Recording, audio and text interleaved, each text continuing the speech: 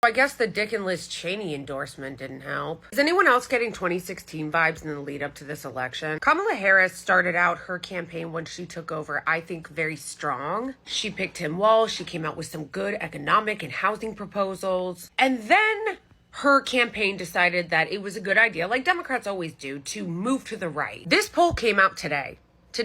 Don't make me get into the crosstabs and the other polling, because this is just one poll. I know polling is just a snapshot, but this is just the most recent. New York Times came out with a poll recently of the swing states, and she is either losing or tied in them all. If the election were held today, she would probably lose, because the way that our system is set up to advantage Republicans, a Democrat has to win by like 4 or 5 points nationally in order to win. And even then, it was just a tiny handful of votes over 3 swing states that got Joe Biden over the finish line. This is not going to do it. Every interview recently of Kamala Harris has been her trying to prove that she can appeal to the right. I'm a gun owner. I'm a capitalist. I won't upset the business community. I'll put Republicans in my cabinet. Why?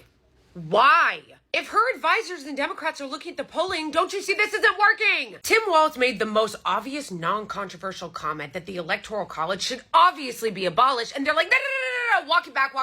Why are the polls starting to look really bad for the Kamala Harris campaign? Well, let's see. When she was acting more progressive, her polls were going up. Then she started running on policy and rhetoric to the right, and now her polls are going down. Republicans are going to vote for a Republican. But you guys know what's coming. If they lose, they are going to blame the left, blame young people, blame Arabs. They blame everybody but themselves. They've already brought out Skullbama to lecture black men about how they're sexist or something, despite the fact that by and large, black men as a demographic still vote for Democrats much more than other demographics of men. That's why I laugh when some leftists are like, listen, if the Democrats lose, they're going to have to learn the lesson. They never learn the lesson.